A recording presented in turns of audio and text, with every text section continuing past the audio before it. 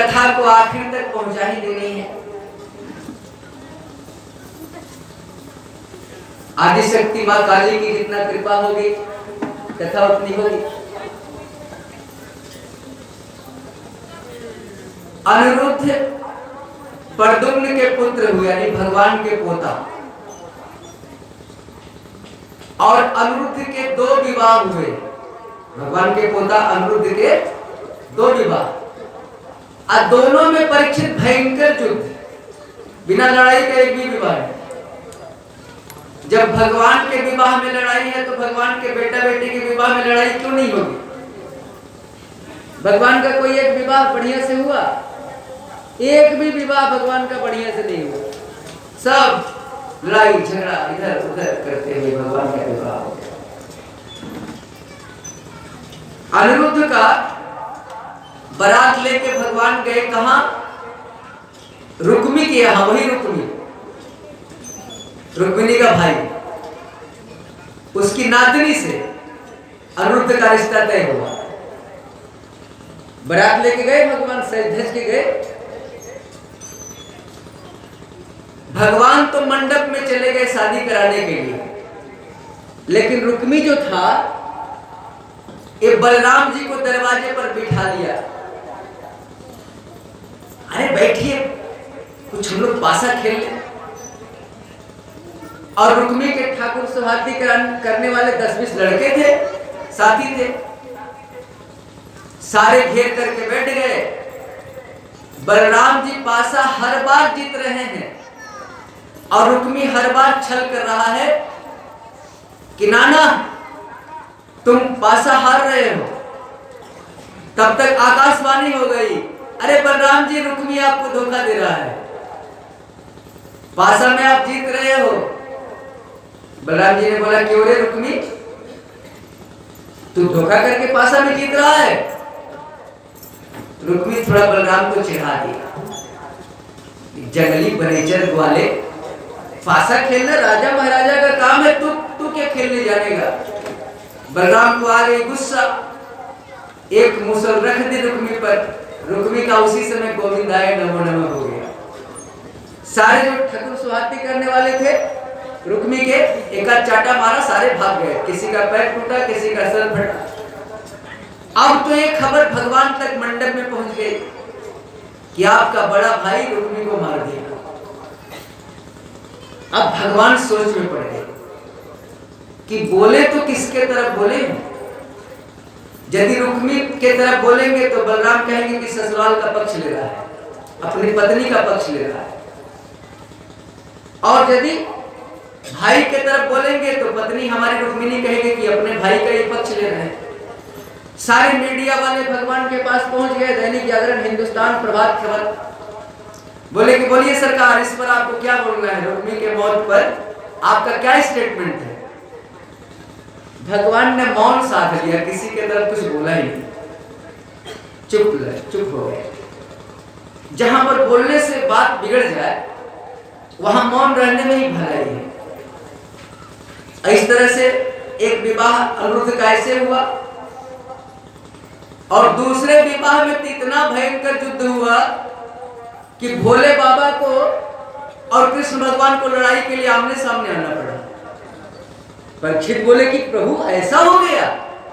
अरे हाँ परीक्षित, अनिरुद्ध के दूसरे विवाह में भोले बाबा एक तरफ और एक तरफ कृष्ण भगवान, आमने सामने वो युद्ध की नौबत आ गई।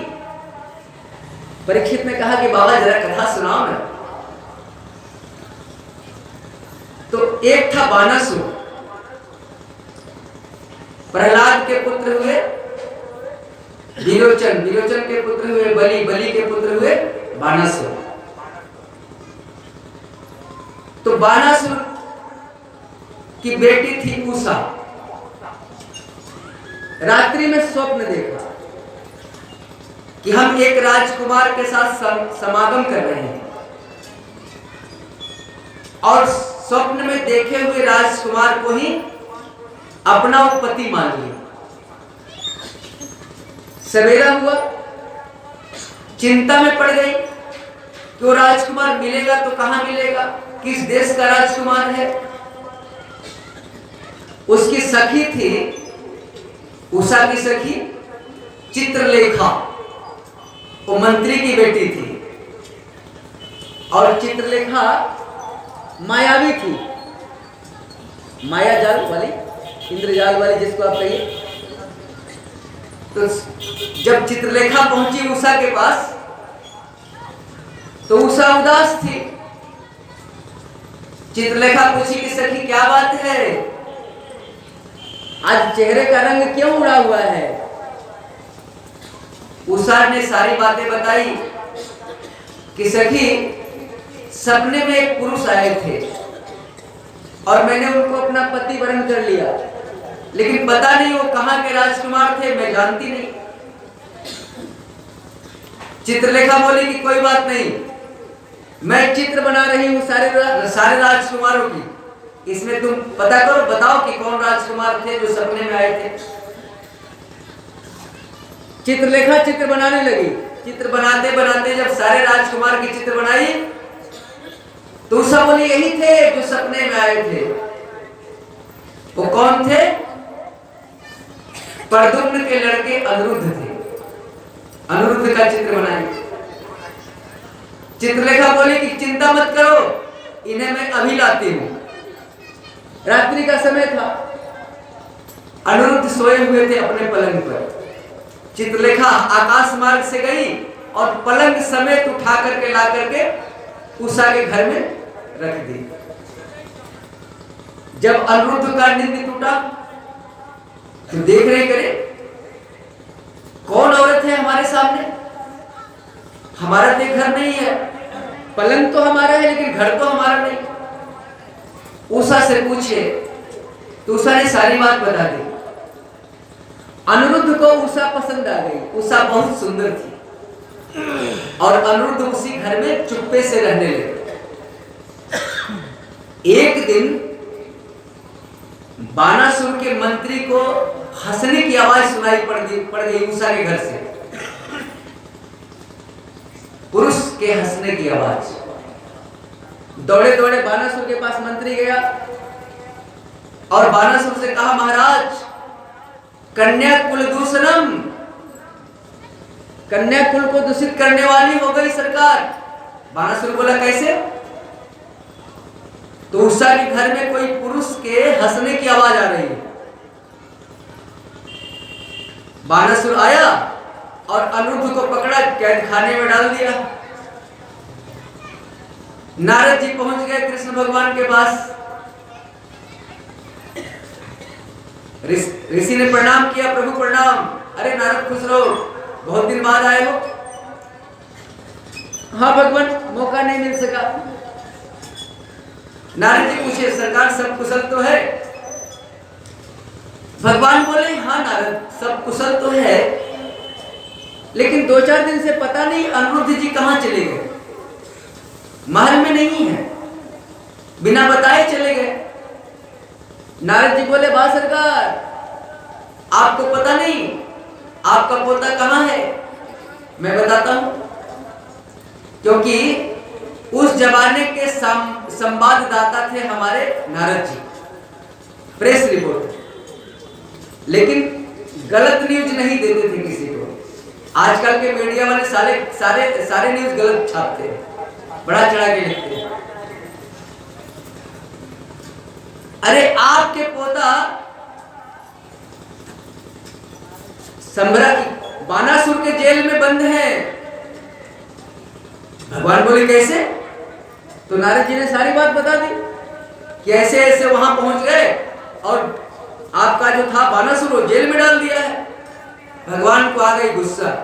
भगवान ने नारायणी सेना से कहा कि चलो आज बानासुर का खात्मा ही कर देते हैं। बानासुर को भोले बाबा ने एक झंडा दिया था कि ले जा बानासुर, तू मेरा परम भक्त है, मैं तुझे एक झंडा देता हूं, अपने महल पर लगा देना। जब तक झंडा सुरक्षित रहेगा तुझ पर कोई खतरा नहीं आएगा, और जब झंडा टूट के गिर जाए तो समझ लेना कि तुझ पर खतरा आ गया। संजोग से उस दिन झंडा टूट के गिर गया। जो ही द्वारिका से सेना चली, अब दौड़ता हुआ बानासुर भोले बाबा के पास गया। भोले बाबा, आपका दिया हुआ झंडा टूट के गिर गया। भोले बाबा ने बोला कि अरे बानासुर, इस बार तो तूने बड़ी भयंकर गलती कर दी है। क्या सरकार? कृष्ण के पोते को तूने जेल में डाल दिया है और नारायणी सेना लेके चल दिए हैं, तेरा क्या होगा बोल? अब तो बानासुर भोले बाबा का पैर पकड़ लिया, छोड़ता ही नहीं। भोले बाबा बोले, अच्छा चलो, भला है बुरा है, मेरा चेला तो है, कम से कम चेला की रक्षा तो करनी चाहिए। चल बानासुर, मैं आता हूं। अब बानासुर चला गया और भोले बाबा आकर के बानासुर के दरवाजे पर त्रिशूल गाड़ दी और बैठ गए, समाधि में बैठ गए, राम नाम का जप कर रहे हैं। तब तक भगवान नारायणी सेना लेकर पहुंच गए।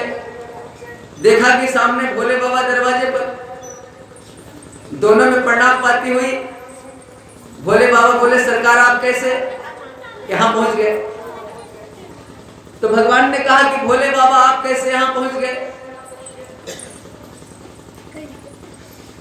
तो भोले बाबा ने कहा, वही मेरा एक चेला है बानासुर, कुछ संकट में पड़ा है, इसीलिए हम पहुंच गए।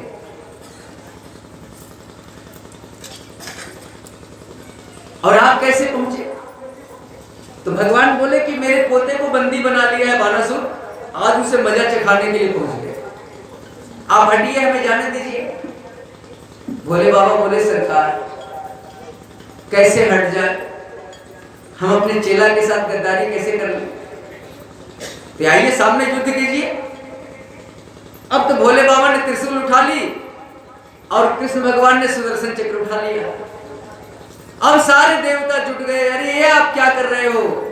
अभी प्रलय का समय नहीं आया, दोनों महाशक्ति टकरा जाएगी, अभी प्रलय हो जाएगा, शांत होइए महाराज, शांत होइए। तो दोनों ने अपने ज्वर को भेजा, महेश्वर जर भोले बाबा ने भेजा और वैष्णव जर ज्वर कृष्ण भगवान ने भेजा। दोनों में टकराहट हुई। महेश्वर ज्वर को विष्णु ज्वर ने परास्त कर दिया। जमाई आने लगी भोले बाबा को और भगवान कृष्ण अंदर प्रवेश कर गए और बानासुर से युद्ध होने लगा। बानासुर के 1000 हाथ थे, सारे हाथों को भगवान काटना शुरू कर दिए। 4 हाथ बचे थे। तब तक उनके यहाँ दासी थी, दासी, या यूं कहिए कि एक धर्म माता थी जिसको कोटरा देवी कहा गया है, वहां जो बानासुर के यहाँ थी। वही सामने आ गई नग्न अवस्था में, बिना कपड़ा पहने। अब कृष्ण भगवान को अपना मुख मोड़ना पड़ा। एक स्त्री सामने नग्न अवस्था में खड़ी हो गई और जो ही बानासुर को मौका मिला, बानासुर भाग गया। अब बानासुर भाग गया तो धीरे धीरे भोले बाबा की जमाई टूटी और भोले बाबा सामने आए। भोले बाबा बोले, करे प्रभु माफ कर दो। तब तक प्रहलाद जी सामने आ गए। प्रहलाद का वंशज था बानासुर। प्रहलाद जी बोले, सरकार बानासुर से गलती हो गई, माफ कर दीजिए। भोले बाबा ने कहा कि हाँ सरकार, बानासुर को माफ कर दीजिए।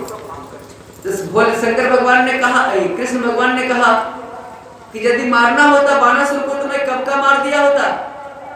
अब तो इसे चतुर्भुज रूप मैंने अपना दे दिया है बानासुर को। और दौड़ा दौड़ा बानासुर उषा और अनिरुद्ध को लेकर के कृष्ण भगवान के सामने आ गया और पैर पर गिर गया भगवान के कि भगवान मेरी बेटी को आप ले जाओ अपने यहाँ, बहू बना के ले जाओ। इस तरह से अनिरुद्ध का 2 विवाह हुआ। अब एक छोटा सा 2 मिनट का हम लोग भगवान का नाम ले लें, फिर कथा में आगे चलते हैं। भगवान की, भगवान की, बोल हरि हरि